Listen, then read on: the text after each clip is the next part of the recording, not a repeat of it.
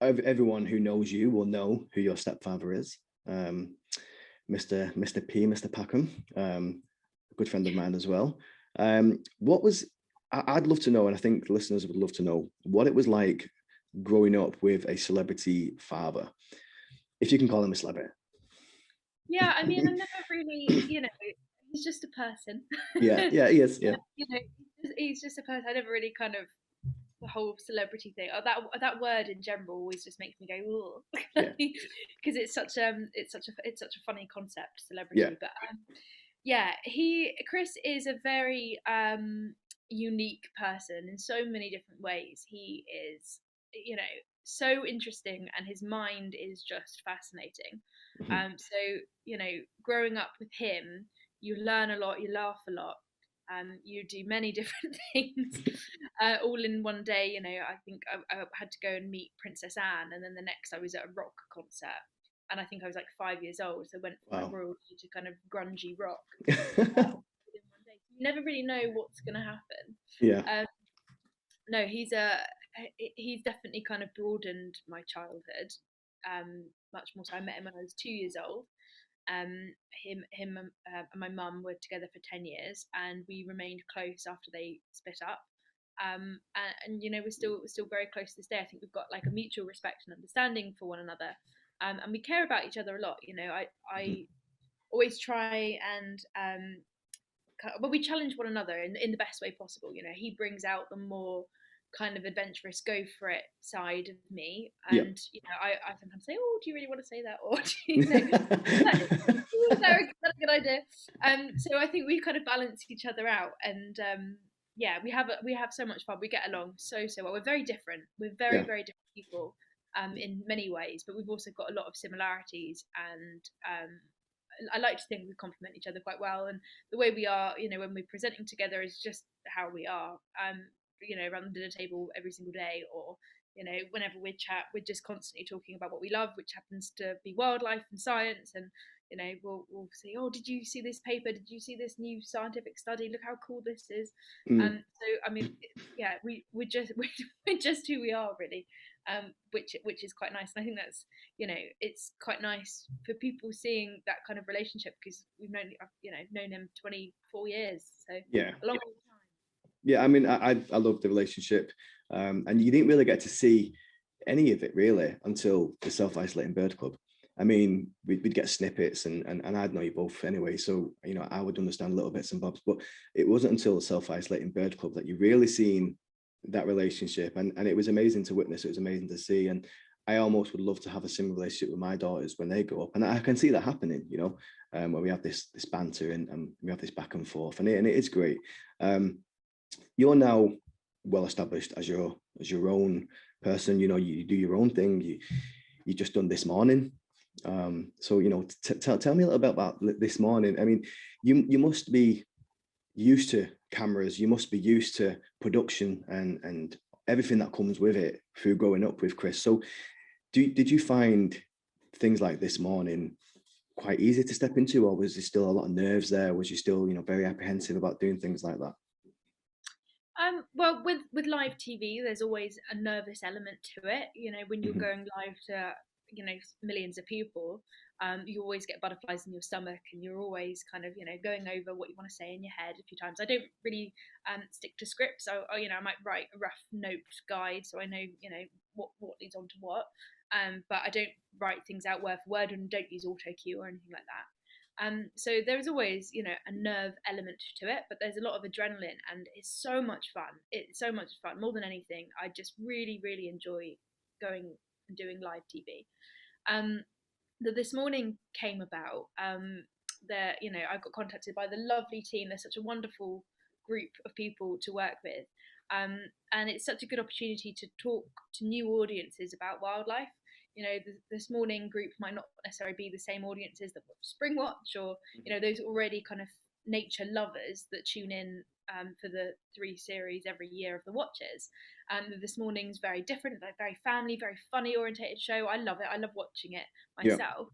And the dynamic you've got between Phil and Holly, and you've got Rochelle and Alison.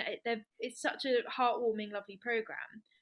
So to bring a wildlife and environmental element to it, was like a real, opportunity for me. And I got, really excited to be kind of welcomed onto the team to start producing a new series of wildlife mini shows, I suppose, called Nurture Your Nature.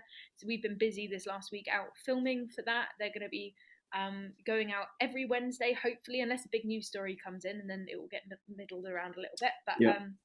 yeah, so I've been having a lot of fun working with This Morning, and I don't so much get nervous going into like pre-records. I'm very kind of used to, I guess, cameras now at this point. Yeah. I just really enjoy the process. It's so much fun, and it's great getting to share what I'm passionate about and reach those new audiences, which I think is really important.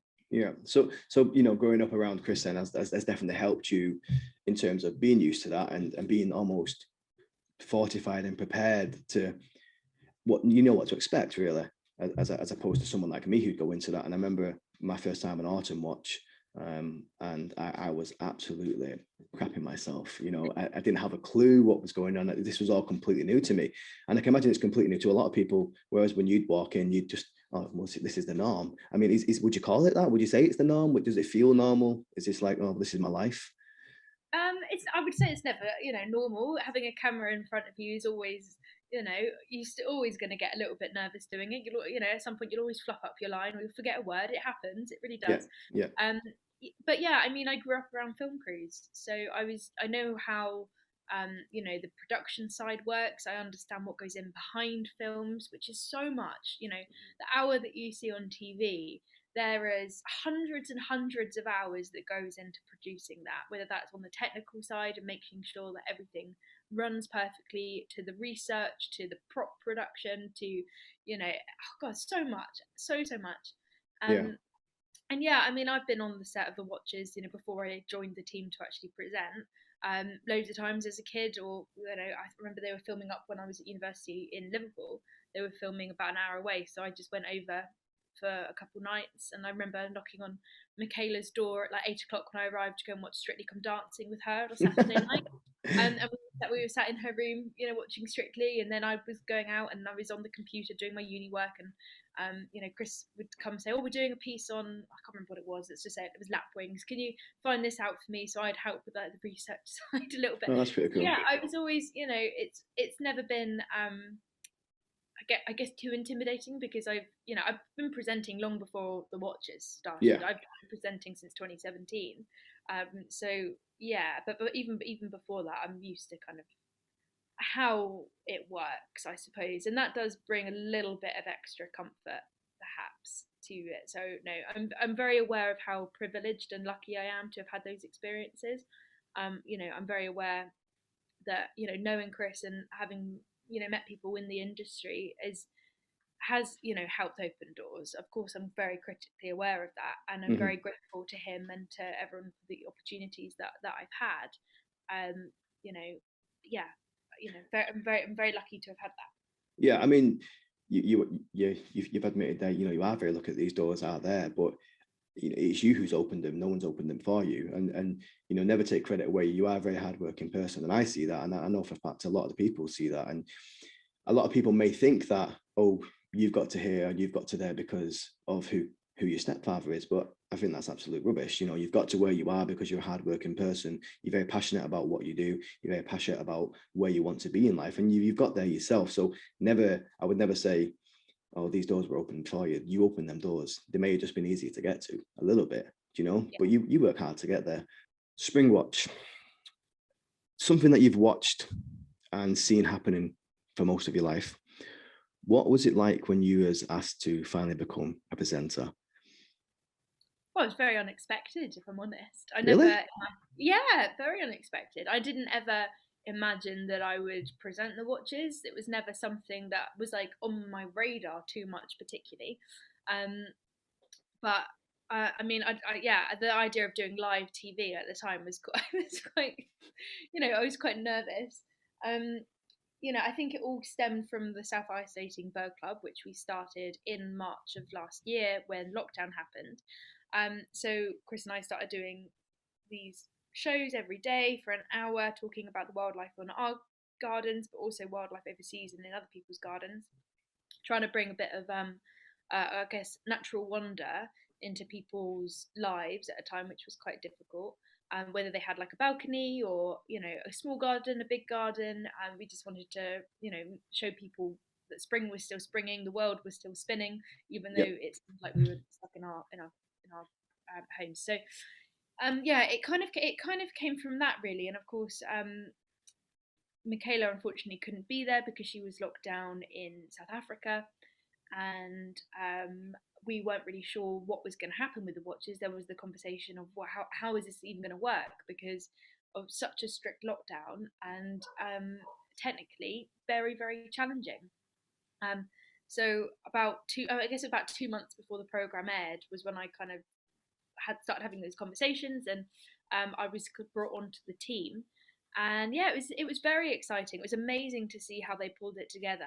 Honestly, Yeah, it was incredible, wasn't it? It's such an incredible technological sort of achievement to do that. Yeah, it was unbelievable. I mean, the number of people that we had on site there was hardly anyone. There was no one. It was Yeah, Chris and myself. There was Pat, who's a fantastic camera op.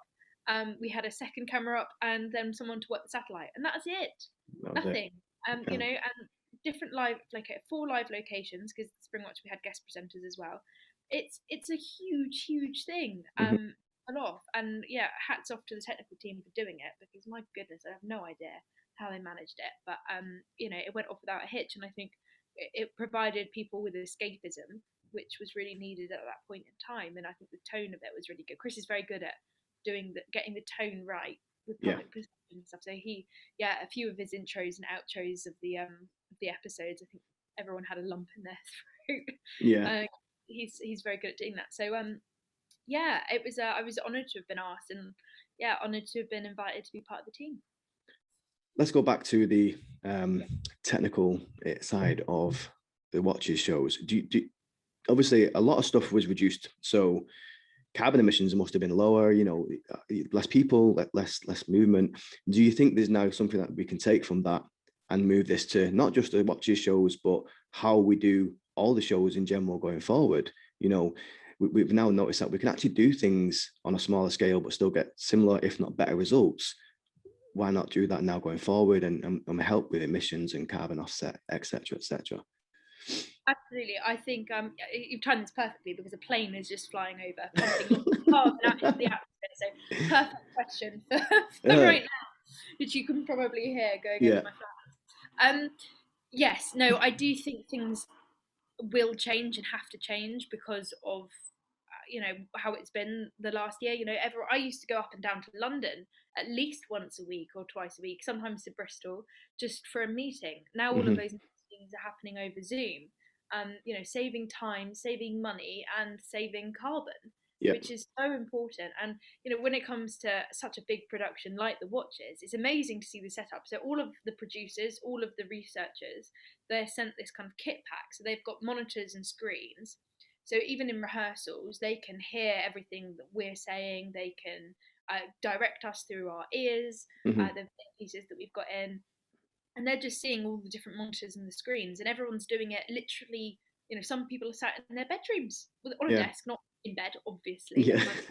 But they're sat in their bedrooms or their living rooms or their kids' bedrooms. It's really funny going onto Zoom and you've got 150 people, if not more, on a Springwatch meeting, and there's people in their kids' bedrooms with their kids' paintings, or there's dinosaur wallpaper, and everyone's like in their homes making it work with amazing loads of technology and everything. So yes, I do think there is going to be big difference in the way that we make TV or the way that we conduct meetings and business, which is going to be really, really great. Obviously, sometimes it is beneficial and we do need to meet up and have different ideas. It's useful with script meetings, for example, that we're all in the same place, because it's just better in terms of creativity and allowing ideas to flow.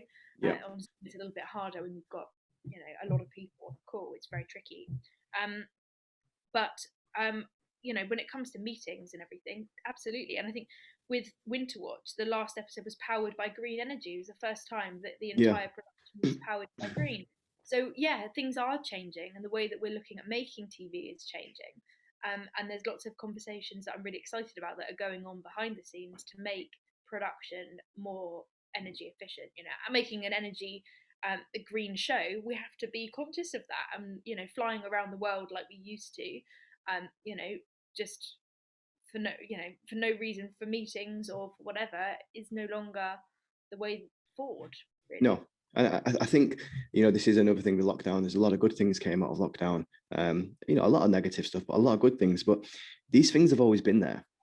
It's just we've never used them. And I think, personally, I think that we as humans, we get too complacent. We like what is easy. Okay. We don't like to challenge ourselves. We don't like to do new things. Anything that's hard, anything that's worth doing is always going to be hard. And it's always going to be hard the first couple of times you do it, but then it'll become easier. And these things have always been available to us. We've just always done the easier option. And I think that's why the world is in the current state it is in, is because we are, as a species, we are very lazy and we want things now. We want things quick. We want things easier. So yeah, going forward, these shows have a real chance to say, look, this is the new standard. This is how we should be doing the shows. This is how we're going to go forward, and we're going to revolutionize how TV is. And I do applaud Springwatch for taking that step and being not saying, throwing the hat in and going, oh, we can't give you a show because of the restrictions. They're like, no, we'll give you a show. In fact, we're going to make it a show where it's better for the planet, and we're getting that education out there, and we're showing you how you can actually do it. And it also opens different avenues and doors for different people to come and do the show as well. It's not as restrictive with parts of the world. You can just, like you say, you can go on Zoom, or you can bring them in via a broadcast, etc. It was interesting to hear that there was only 4 people in the New Forest when you guys were filming. Yeah, it was really small. I mean, that was it. It went up a little bit for autumn, and then up a little bit more again for winter. Yeah. Slightly anyway. But yeah, spring, like 4 people on site, which is just considering normally on location, when everyone's together, when there's one live location, there can be 300-400 people. Oh yeah, it's crazy. I mean, I know when I took the girls to the Cairngorms, I think it was 2018 possibly, for Autumn Watch. Chris invited us up, and I took the girls up for behind the scenes. And you don't realize how big the production is. It's huge. You've got so many people, and the buffet was huge as well, which I really enjoyed. I missed out on the buffet because I've been doing it since of lockdown, so I'm gutted about that. Oh, you've not had that? I've had that luxury twice. Not to rub it in. I'll tell you a funny story. The first time I was on Autumn Watch, we went to the catering van, and we was at Leighton Moss, and we got some food from the catering van, and I don't know if it was a prank someone had done on purpose, but the salt bottle shaker was loose. So I went to salt my food, and and my whole food was covered in salt. Now I was really hungry. I'd not had anything all day. I was shaking, and I just had to eat it, like the most saltiest food you would ever have tasted.